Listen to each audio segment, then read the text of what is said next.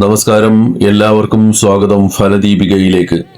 ഇന്നത്തെ ജ്യോതിഷ വീഡിയോ അവിട്ടം, ചതയം, പൂരുരുട്ടാതി നക്ഷത്രങ്ങൾ ഉൾപ്പെട്ട കുംഭം രാശിക്കാർക്ക് വേണ്ടിയുള്ളതാണ്.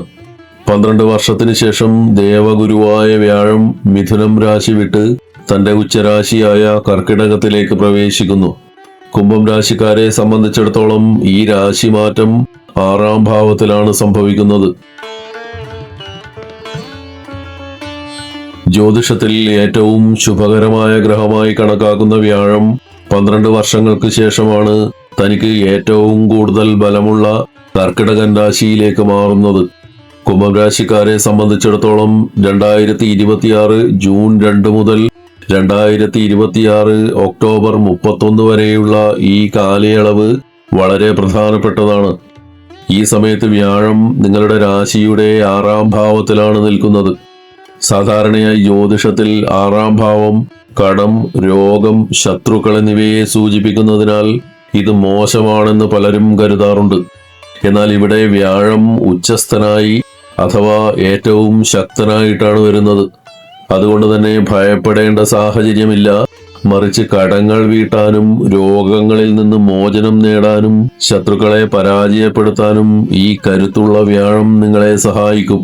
വ്യാഴം നിൽക്കുന്ന സ്ഥലത്തേക്കാൾ നോക്കുന്ന അല്ലെങ്കിൽ ദൃഷ്ടി പതിക്കുന്ന സ്ഥലങ്ങളിലാണ് കൂടുതൽ ഗുണങ്ങൾ നൽകുന്നത്. ഈ കാലയളവിൽ വ്യാഴം നിങ്ങളുടെ 3 പ്രധാന ജീവിത മേഖലകളെ സ്വാധീനിക്കുന്നു. 10ാം ഭാവത്തിലേക്ക് അല്ലെങ്കിൽ കരിയർ ഭാവത്തിലേക്കുള്ള വ്യാഴത്തിന്റെ ദൃഷ്ടി ജോലിയിൽ വലിയ പുരോഗതി ഉണ്ടാക്കും.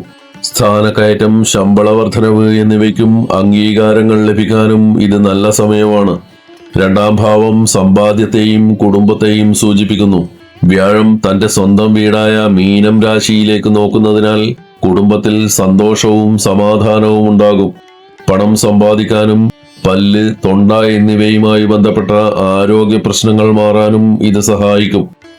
ചിലവുകളും യാത്രകളും സൂചിപ്പിക്കുന്ന 12ാം ഭാവത്തിലേക്കുള്ള ദൃഷ്ടി മൂലം പണം ചിലവാകുമെങ്കിലും അത് നല്ല കാര്യങ്ങൾക്കായിരിക്കും. ഉദാഹരണത്തിന് വീട് പണി, വിദേശയാത്രകൾ അല്ലെങ്കിൽ മംഗളകർമ്മങ്ങൾ എന്നിവയ്ക്കായിരിക്കും. മാനസികമായ സമാധാനവും ആത്മീയമായ ഉണർവും ഈ കാലയളവിൽ നിങ്ങൾക്ക് ലഭിക്കും. ചുരുക്കത്തിൽ കുംഭം രാശിക്കാർക്ക് തങ്ങളുടെ കഴിവും അച്ചടക്കവും തെളിയിക്കാനും ജീവിതത്തിൽ സാമ്പത്തികവും കരിയർപരവുമായ നേട്ടങ്ങൾ ഉണ്ടാക്കാനും ലഭിക്കുന്ന മികച്ച അവസരമാണിത്. ജ്യോതിഷത്തിൽ ഷഷ്ഠഭാവം എന്നറിയപ്പെടുന്ന 6ാം ഭാവം നമ്മുടെ ജീവിതത്തിലെ വെല്ലുവിളികളെയും അവയെ നേരിടാനുള്ള കഴിവിനെയുമാണ് പ്രധാനമായും പ്രതിനിധീകരിക്കുന്നത്. 6ാം ഭാവം പ്രധാനമായും രോഗങ്ങൾ, കടം, ശത്രുക്കൾ, മത്സരങ്ങൾ എന്നീ 4 കാര്യങ്ങളെയാണ് സൂചിപ്പിക്കുന്നത്. നിങ്ങൾ ഏതെങ്കിലും തരത്തിലുള്ള മത്സരങ്ങളിൽ പങ്കെടുക്കാൻ ആഗ്രഹിക്കുന്നുണ്ടെങ്കിൽ ഒട്ടും മടിക്കേണ്ടതില്ല. അത് നിങ്ങൾക്ക് വളരെ ഗുണകരമായിരിക്കും.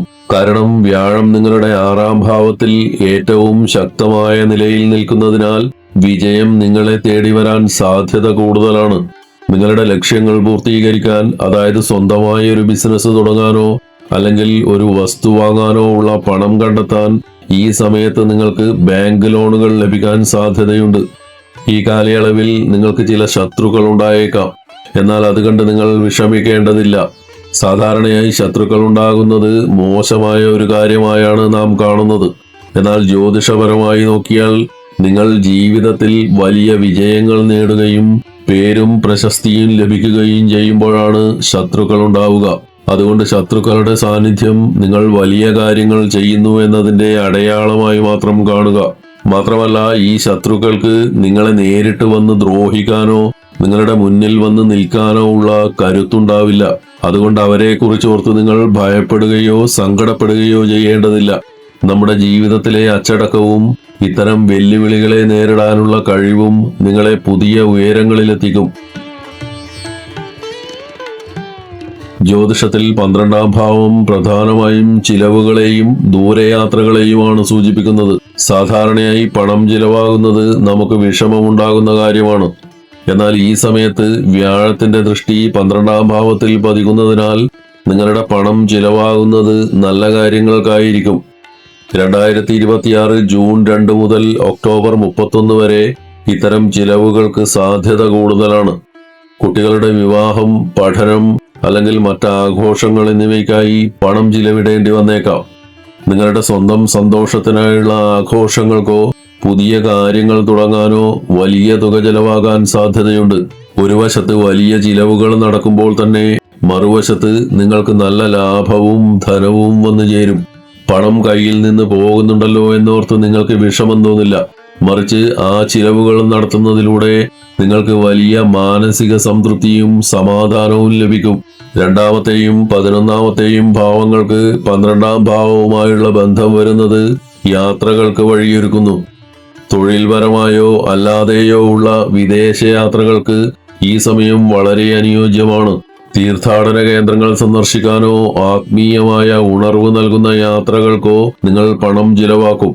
ഹിൽ സ്റ്റേഷനുകളിലേക്കോ പ്രകൃതി ഭംഗിയുള്ള സ്ഥലങ്ങളിലേക്കോ ഉള്ള നീണ്ട യാത്രകൾക്ക് സാധ്യതയുണ്ട്.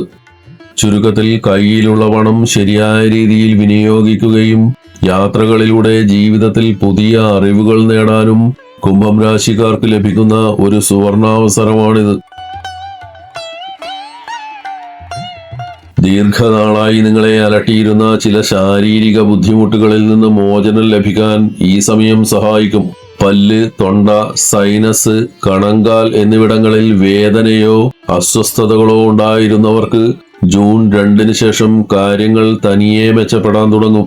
വ്യാഴത്തിന്റെ 9ാം ദൃഷ്ടി പതിക്കുന്നത് മീനം രാശിയിലാണ്. ഇത് വ്യാഴത്തിന്റെ സ്വന്തം വീടായതിനാൽ അവിടെ പതിക്കുന്ന ദൃഷ്ടി ആരോഗ്യ പ്രശ്നങ്ങളെ വേഗത്തിൽ പരിഹരിക്കാൻ സഹായിക്കുന്നു. കുടുംബ ബന്ധങ്ങളിലെ അസ്വാരസ്യങ്ങൾ മാറി സമാധാനം കൈവരുന്ന ഒരു കാലമാണിത്. ജ്യോതിഷപ്രകാരം 2ാം ഭാവം എന്നത് കുടുംബം, ധനം, നമ്മൾ സംസാരിക്കുന്ന രീതി എന്നിവയെയാണ് സൂചിപ്പിക്കുന്നത്. കുടുംബത്തിൽ നിലനിന്നിരുന്ന അകൽച്ചകൾ, തടസ്സങ്ങൾ അല്ലെങ്കിൽ എന്തെങ്കിലും കാരണത്താലുണ്ടായ വലിയ തർക്കങ്ങൾ എന്നിവയ്ക്ക് ഈ സമയത്ത് ശാശ്വതമായ ഒരു പരിഹാരം കണ്ടെത്താൻ സാധിക്കും. കലുഷിതമായ സാഹചര്യങ്ങൾ മാറി കുടുംബത്തിൽ ശാന്തത കൈവരും. വ്യാഴം ഏറ്റവും ശുഭകരമായ ഗ്രഹമായതിനാൽ വ്യാഴത്തിന്റെ അനുഗ്രഹത്താൽ കുടുംബത്തിൽ പല മംഗളകാര്യങ്ങളും നടക്കും. നമ്മുടെ വാക്കുകളിലും ഇടപെടലുകളിലും കൂടി അല്പം ശ്രദ്ധിച്ചാൽ ഈ കാലയളവിലെ നേട്ടങ്ങൾ ഇരട്ടിയാക്കാൻ നിങ്ങൾക്ക് സാധിക്കും.